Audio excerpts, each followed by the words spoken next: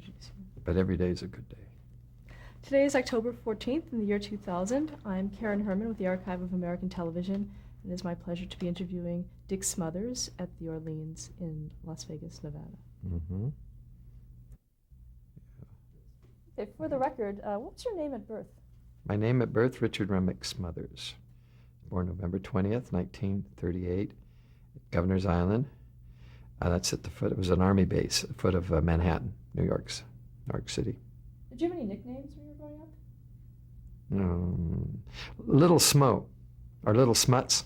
Tommy was called Smuts for a while. Our father, Tommy probably mentioned, was West Point graduate, class 29, and his nickname was Smo, S-M-O. And for some reason, I don't know, when we were growing up in Altadena, California in the 40s, they started calling Tommy Smuts, so I'm Little Smuts. And then Mom had a younger brother named Richard Remick, and they named me Richard Remick Smothers. And he was Big Dick, and I was Little Dick, which came into Little Dickie Smothers, and that's why Tommy called me Little Dickie Smothers. You know, you have to be strong. It's not as bad as a boy named Sue, but Little Dickie is something that makes you strong, or defeats you. I have a son he's Electric Dick is his name now with a rock and roll group, and he told me when he was before puberty, he says, "Call me Rich, Dad. Call me Rich." I said, "Why? Your name's Dick." He says, "I know, but you know what a dick is." I said, "Yes. I'll call you Rich." So 5 years later, he had Electric Dick tattooed on his arm. So people change, but it's our heritage. There's no more Richards in the family line, though. That was the last Dick. Can you talk a little bit about your family life growing up? Oh, it's hard to remember lots. It's sort of like a stone skipping through. You toss a stone across a pond, and for some reason it lands wherever it lands, and every time I try to remember, the stone lands in different places. First conscious thing I remember was living. I remember living in Tahunga, California. It was during World War II. Probably somewhere around 1942, maybe. Mom was working at Lockheed. We're living with Grandma and Grandpa. In fact, McCall's magazine, May of '42, had a feature on Mom, and a working mother whose husband was overseas. He was a POW, fall of Bataan, a Corregidor in Bataan, and it gave her budget, how she lived. It's so sweet, you know. She's making like $30 a week or whatever it was back then. And I remember getting glasses. I wore glasses very early, and they were unbreakable. And I went out and broke them real quick, and I showed my mom, and I was so proud because I broke them, and she was wrong. They're breakable. And then I remember World War II tricycle running over a broom, and I broke the fork. Now that was disastrous. I remember Tommy and I always wandering, and Grandma or Grandpa tying us to a tree. Now I remember us being tied like the Indians would tie you against a tree, but I hear we were tethered. So that early recollection was first with when Mom was working and living with Grandma and Grandpa. I always remember Tommy and me together, and I don't remember much interaction with my little sister, Sherry. So it was really Tom, Dick, and it was Tom, Dick, and Sharon. Her name was Sharon. She changed to Sherry. But we sort of hung out together. And when we moved to Altadena, that was a really good time. That was the time when we started school. It was next to Christmas Tree Lane, which is a very famous street in Southern California. And there's so many diversions today. It's hard to believe that people would drive from hundreds of miles to go down one street that had all these fir trees covered with Christmas tree lights. And we lived with 1 block from that, so that was very exciting every year. And we had little gangs or clubs, because there's no television. You know, there wasn't no computer games. And Tommy was generally the leader. There must have been 10 or 15 kids in the few block area. We'd dye capes. Mom would dye the old sheets, and we'd cut them into capes, and we'd have wooden swords, and we'd be running through the orchards of lemon groves and oranges and stuff, and just raising hell and having a great time. So, and the fun thing was, it was Altadena goes right up to the foot of the mountains by Mount Wilson, Southern California, and the streets had quite a bit of slope, and we would have roller skates, the old metal ones that you put your shoes on, and when they wore out, we would get 2x4s and little orange crates and nail scooters and coasters, and we go flying down these hills with ropes and things, and dragging our World War II shoes to drive our parents crazy as brakes, and we generally end up crashing. But, we did the things that you think Andy Hardy doing, and are almost like Tom Sawyer. They were just simple, and it was safe. It was a real safe time, but there's great security. The biggest time in the school, grammar school, would be maybe the Halloween carnival that we'd all dress up silly and go to. And it was just, it's like another world, really good. And didn't notice being without a father because when we left the Philippines and evacuated there in 1941 in May, I was probably not quite 2, so I had no really recollection of having the father figure there. There was always family though. It was just pretty terrific. Was there a lot of humor in your household? I don't remember humor, but I don't remember lack of humor. It was what it was. We didn't really have too much interaction with adults. Mom, kids were to be seen and not heard, and the adults did their thing. The kids went out and played, and that was just I felt no lack of love or no lack of humor. Kids have their own humor. I do remember things that we did. We had a 2-story house, and Tommy had always, not always, but occasionally would run away. He was he had a lot of spirit. He'd run away, and he'd maybe sometimes crawl out of a window and disappear. Second floor, he'd be hiding on the roof. Or one time he went out and told the neighbors that his mother had passed away. And Mom found that out when they came to offer condolences. We would entertain ourselves by, say we had these box springs, we'd tile mattresses on top of mattresses, drag them into a closet, and have forts and tents and things like that. And the backyard was fairly big, and we had barbecues once in a while, and the kids would come over and play badminton and just little things. But it was fun. I don't remember having any trauma. I did fall out of the car in 1942. It was a 32 Packard. Our grandma and grandpa lived about 10 miles away, and on weekends Mom would drive us over there, and we'd have Sunday dinners. And for one reason, she let me get in the back seat with Tommy, and they had suicide doors front to back. And as soon as I got back there, I opened the door. I don't know why I did it. I remember doing it. And I went flying like a little frisbee and landed on my head and broke my ear. I still don't hear out of that ear. And bounced and ran after the car. And that was neat. I got to go to a hospital, and they had glass straws, and I had all this attention. It smelled funny. The kids have this great smell. And they'd walk around, and I remember the nurse screamed. I had a fractured skull and all this stuff. And I got out of the crib, crawled down, and I was walking down the hall, and she says, "What are you doing?" I said, "I'm going to breakfast. I want to eat breakfast. I'm hungry."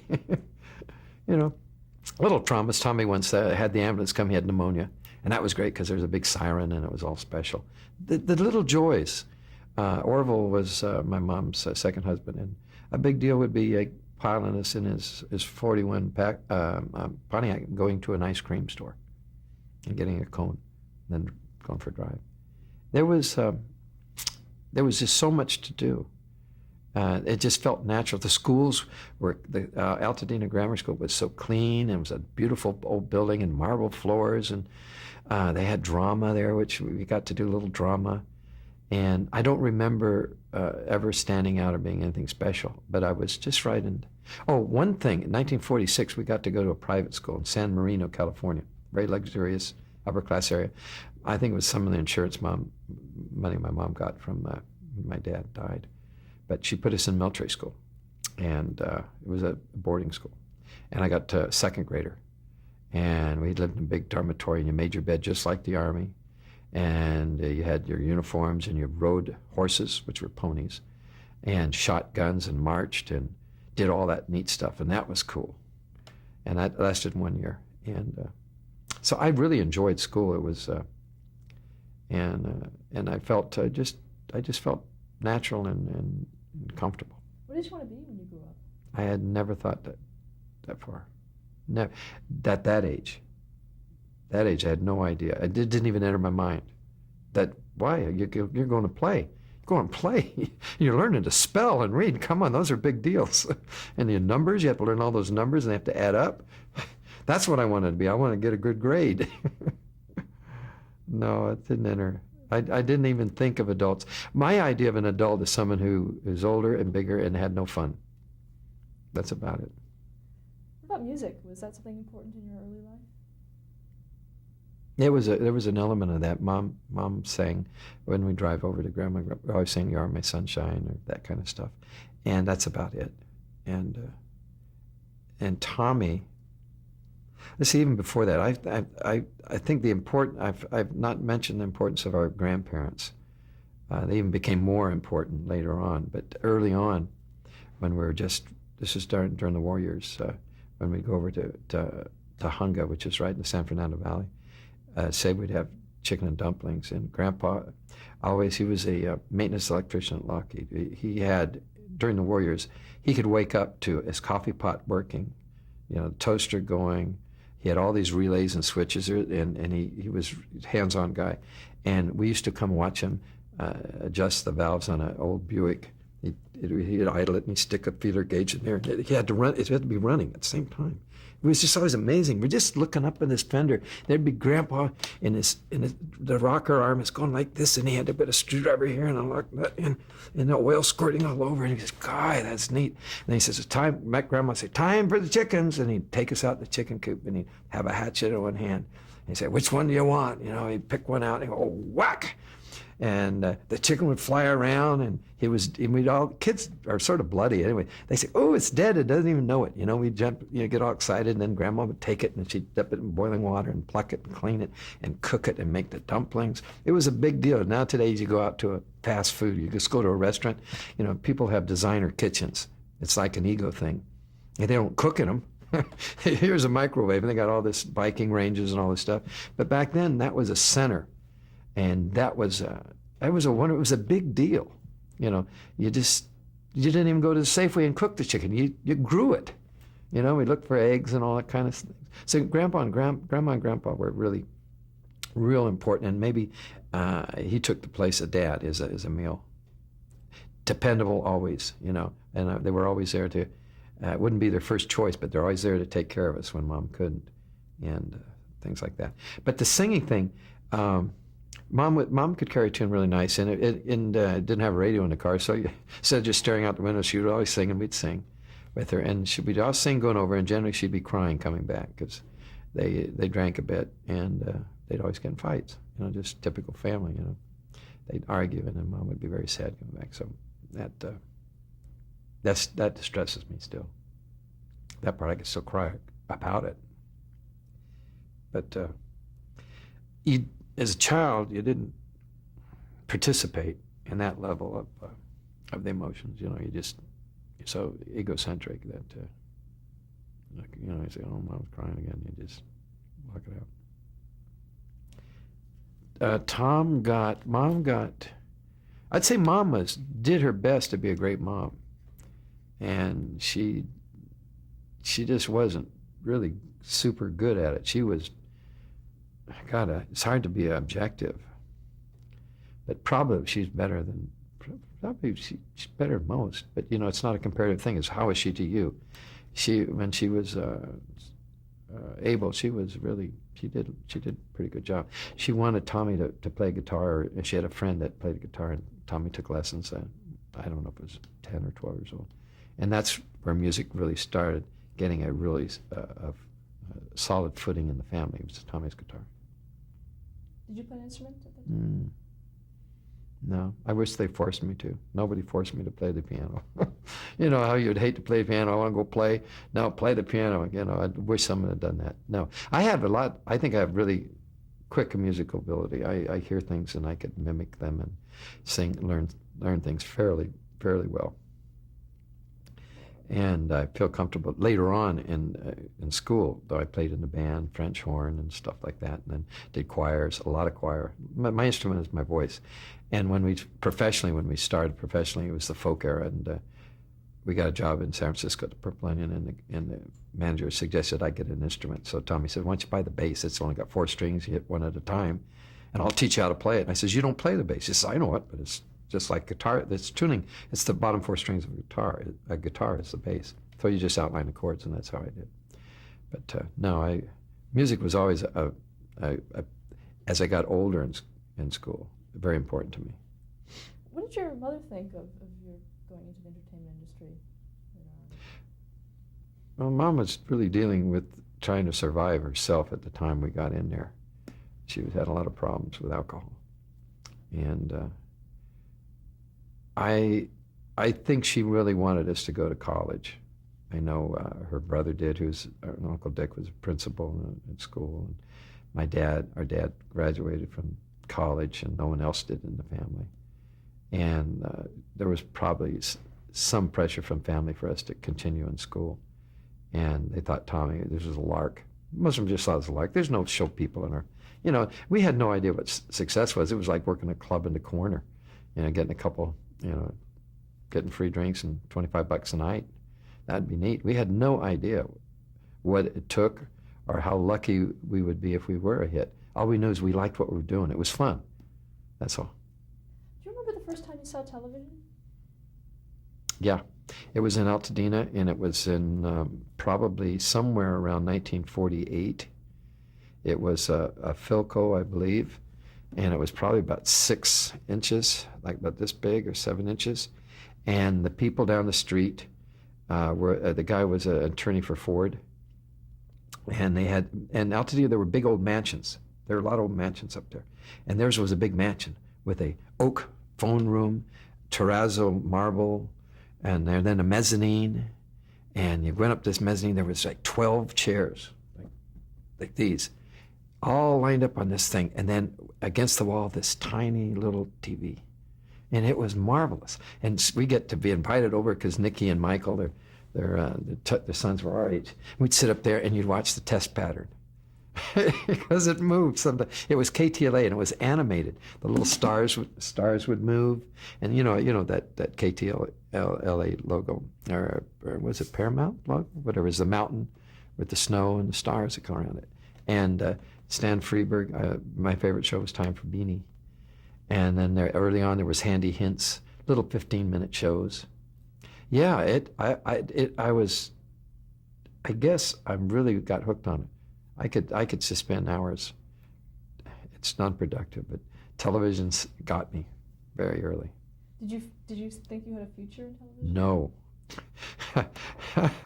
I didn't even think of show business. The second nightclub I'd ever been in, the first one was Senior Prom, Redondo High School class of 1957, Redondo Union High School, Southern California. We went to the Crescendo nightclub, which is a big club in Hollywood at that time. That's Senior Prom. That's it. Next time I'm in a nightclub, I'm working in one. And I say, oh, this is what they are. It didn't enter my mind. I was going to be a teacher at that time. I was a math major and then an education major. And I thought teaching would follow my uncle's footsteps. I like to teach. So we were just doing this singing thing when I went up to San Jose State. After high school, I graduated at 57. Then I went in the Army, and it was the reserve thing. I went for 6 months active duty, and then 2.5 years reserve.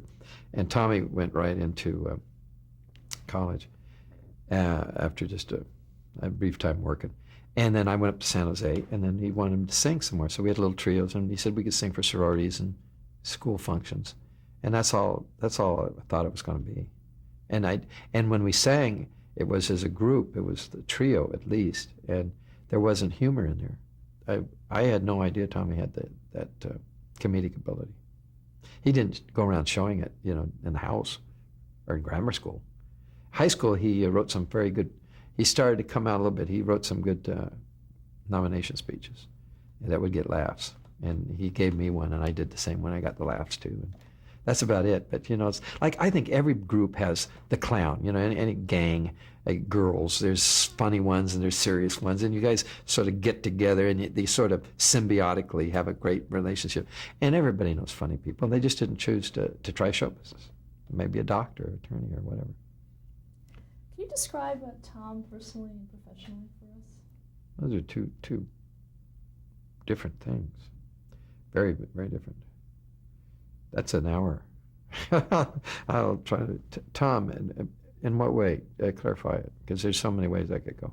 Just your general, if someone said, sort of the first words that came into your mind about Tom I think Smothers? it is awful lot of integrity and passion about beliefs.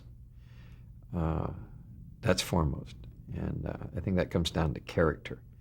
Now, you could have those really strong beliefs that are good and right, but it doesn't transfer that you are right and good in all areas of your personality. He's flawed, just like I am, and just like everybody else is. But the thing that is important is his passion and right. He exhibited that when we fought CBS. They were wrong to try to throttle us and restrict us, and he would fight for underdogs. That's what he liked. I remember he came out for McGovern in the presidential campaign, but only after he was sure McGovern wouldn't win. I think that's a little bit of it, But he if there's somebody getting picked on, Tommy'd be in there to protect him, and that is really a core value that is important. A lot of people, and when things go poorly, that's when character. It's easy to be good when it's fine, everything's going fine, but when things weren't going fine, Tommy just dug in and fought harder for his beliefs, and sometimes that's not practical. I think in some ways he's impractical that way, and in his personal life, also in the professional life, he's a perfectionist, and a perfectionist is only to me a perfectionist is someone who sees it only his way. There's no such thing as perfection. Jerry Lewis had that problem. I remember he did a show where he had to write it, almost write it, direct it, light it, produce it, do everything. And what do? You get something that doesn't have the genesis of many creative minds coming from different directions to make it great. But also, the other point is committee decisions are to the lowest level of the committee. The unique individuals can excel. But when you're working with, say, 100 or 200 people in a show, there's more than one idea of perfection. And in comedy, when I work with Tommy, he has a tendency to see things. We're getting better since we went to couples counseling, but he tends to see things generally his way, I think. And I see things as my straight man way. I can't get the laughs Tommy gets. I've never had them. I get them in the show, but if, like when I do supposedly motivational speeches, I go out and talk to people and show them tape and tell them about our life, and I'll get some laughs there, but I'm not presented as a comedian, and I see things very strongly my way in the act, and we are now, after 42 years, working with a lot more compromises. When we were starting out, we didn't know where we were going or why we were there, why it was funny. And I slowly got into talking and becoming, carrying more weight. And we realized that the comedian has to be less heard, and the straight man set things up better, and then he'll be funnier. We learn the balance of so we're working better. But I think Tommy has a tendency to, and sometimes what I really think he has to work on is once he sets his mind, it may be an emotional decision, and the facts won't change it. And I don't find that good. I don't find that attractive. I don't like that. But it's by far. I mean that as sort of nitpicking, because the character of a person is the most important thing there is. There's nothing else. And it's like your reputation is what people think you are. Your character is what you really are. And there are people that had their reputation soiled who have really fine characters. And sometimes your reputation's out of your hands. But Tommy's core self is very admirable. And then he has these wonderful little defects that makes him a personality. And I think where I've grown in the last number of years is that I've learned that denial doesn't make it true. Once I stopped drinking 6 years ago, I did the 12-step program, and denial is just, God, it's an evil thing. And a lot of us deny that there's another point of view. A lot of us deny we only want it because if we want it our way. We create a scenario that makes it right for us to demand our way instead of opening ourselves up. And I think even though Tommy doesn't like to admit it, that's where my strength is. I've always been a team player. I had to. You know, there's no market for a straight man. You don't see an ad in Variety. Hey, out of work straight man looking for funny guy. That doesn't work. Look at George Burns. After Gracie died, he tried Connie Stevens, I believe, and she's a very talented lady. That wasn't Gracie, and the personalities didn't make something great. And Tommy and I together are great, and what makes us even greater or better or closer to our potential is that I get to have my honest responses to his thoughts. And that's where we're good. Not he does something and then he tells me how I'm supposed to react, because that's the comedian thinking it. Now, what the way we work best is when he suggests that and I suggest something and we try it different ways, and then we say whatever works. But it's I think great people, though, and put Tommy in that frame of mind, to be really creative and powerful and great, you have to have a tendency to think your perfectionism is the best way. So it's not a clear thing. You know, it's good and it's bad. It's good when it works, it's bad, but you may alienate a lot of people. Sometimes it's not good to be around great people because they're no fun. They got to have it their way. You know, they're having a great time because they're driving the bus. But so Tommy, from that standpoint, now, he's compassionate. He just loves his kids. He loves family, and he has very creative friends. You could judge people by the people they want to. I hate to use the word judge, but you can learn a lot about a person by the people they like being around. And Tommy's around generally creative people in different segments. And okay, well, now would probably be a really good time to bring him and you together and Okay. down talk some more. Okay, let's give